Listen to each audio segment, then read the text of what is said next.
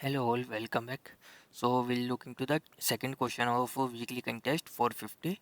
So the problem statement is that we have to sort the given array. We are given an array, but we have to sort the given array based on the digit sum, and we have to tell the minimum swaps is needed. Okay, minimum swap is needed in order to sort the digits. Okay, so let's look into that. First, what we have to do, we have to we are having us one array. Okay, so it's not a simple array. We have to sort based on their sum. So for that, what we are going to do, we'll take one vector. In that vector we'll store tuple.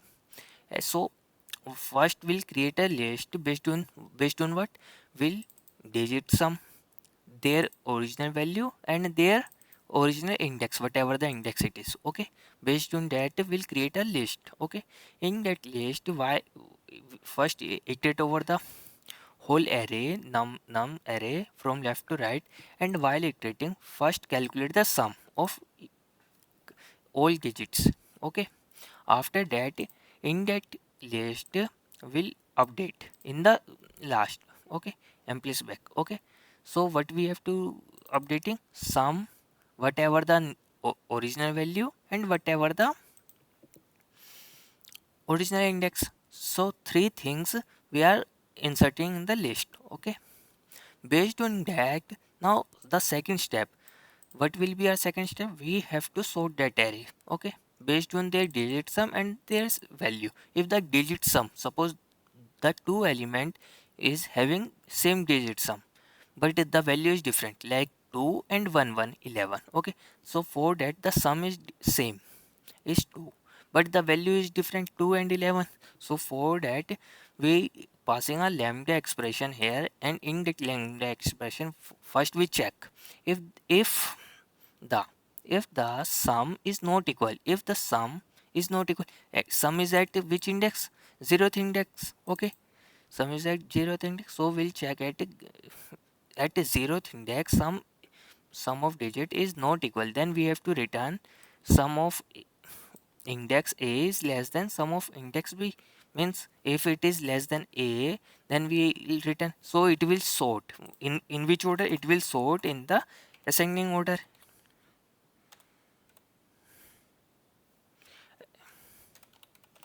It will sort in the ascending order. Okay, and for the value, if the sum is same, like the sum for 11, sum for like sum for 2 and 11 are same, so for that we'll check the value, whatever the value is. Okay, so based on that we'll sort here, get values at which index, first index. So based on that, if a is less than b, we'll sort. After that, what we have to do, we have to create a permutation based on their original means old index and the new position, whatever the it is. So for that, what we are going to do, we'll iterate from position 0 to n, and while iterating just update. First we'll what we did, first we'll get the old indices. How we are getting old indices? From the list, a list, first we fetch new position. Okay, okay, at new position whatever the old indices, for that old indices we'll update the permutation, that at old indices the new position will be new position. Okay, we'll update that. Suppose, one second, we'll try to visualize this. Like let's say we are having a array of having a value like 4, 3, 2 and 1.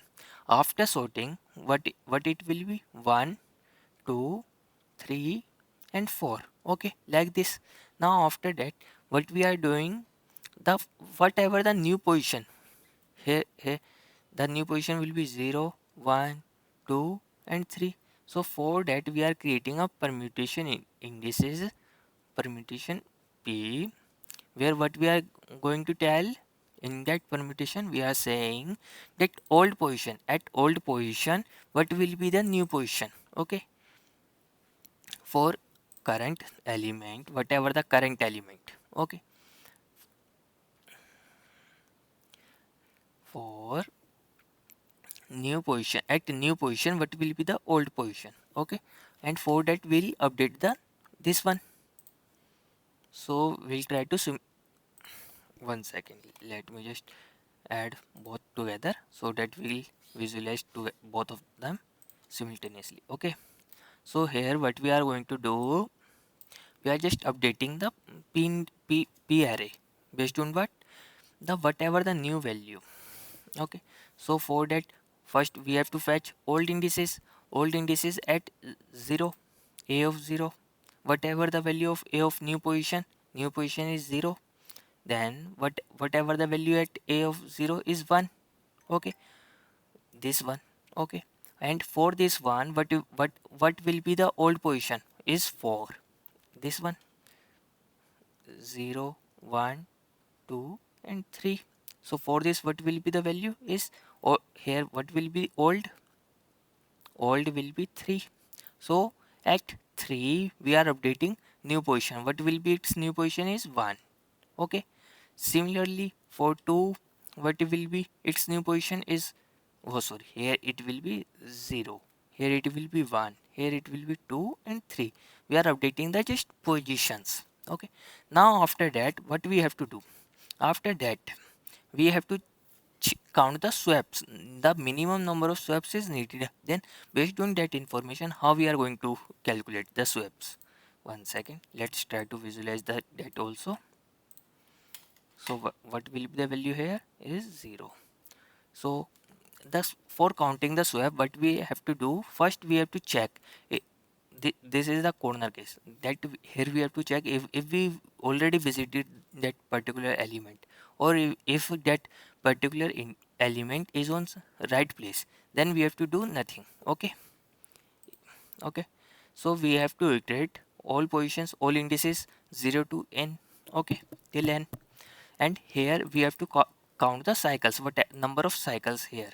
Okay, so how we are counting cycles, so see here how we are counting. See, we are starting from 0. Okay, so whatever the indices, started indices is 0. Okay, we are started from 0, and now here what will be the j value, j also is equal to initialize from 0. Scene, whatever the value of scene currently, no, we did not see any of the element, so it will become in this loop and it will first update. So here there is a one array of which is used for visited array, kind of visited, so we are visited on this one, so we'll mark it as 1. Okay, now we have to visit the last one element. So how we are getting this information, that from 0th element, from which element we are going to swap, the last one. Okay, now the z will equal to p of z, and whatever it is, z is 0, p of 0 is 3, so we are updating from 3. Now we are going to 3 in this loop. We now will update the cycle by 1. Currently our cycle is 0, now it will be updated to 1. Okay, and we are coming up here, scene 1. In the next loop again we have to jump here from z to p of j. Now it will be p of j will be 0, again we are here, and this already updated, again 0. Okay, so it is already updated, so we have to do nothing. We will come out, and whatever the cycle count, so whatever the swaps is needed here, the length of whatever the length of cycle, so number of swap is l minus 1. Okay, so as here the cycle count is updated twice. Okay, so in the second loop also it is updated, so it will be 2. One second, let me check again, is it updated again or not. First it is going here, 0 in this loop. When z is 0, here it will come, and then it will go to the last, then from the last it will come again. Okay, okay, so it will update cycle by 2. So what will be the number of swaps is needed? Is cycle by 1, whatever the difference of cycle. So I think the intuition behind this is clear, how we can tackle that.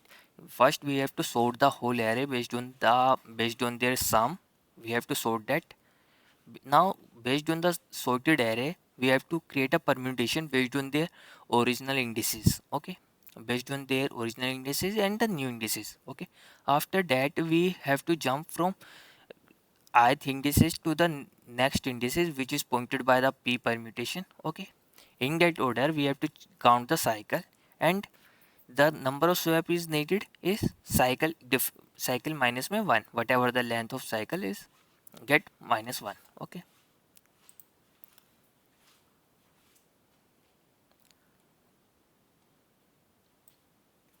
so we'll check this summation also. So it's already, I already submitted it, and it's accepted. Okay, okay, so there is a one more question. This is the different version of question, that here we have to sort the array based on the their digit sum. There is one more question that we have to sort the array, and we have to just return the minimum number of swaps needed in that. Okay, so it is a just a higher version of that. So the main intuition is that we have to first sort the array, and based on that we have to create one permutation array here. Okay, one permutation array.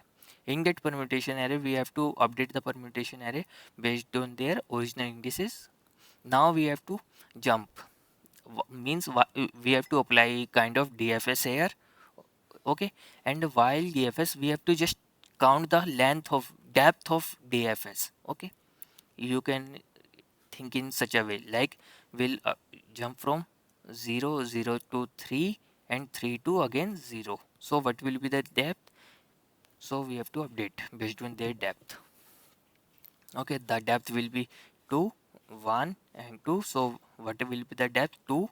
So minimum swap needed is 2 minus 1. Okay, we have to update in that. We have to iterate in the all DFS. Okay, and we have to taken care of this corner case also, that if we already visited on uh, such element, then we don't need to iterate over that again. And if the element is already on in original place, means same place, then also we did not need to do any swap. Okay, I think it's clear, very clear to all of you.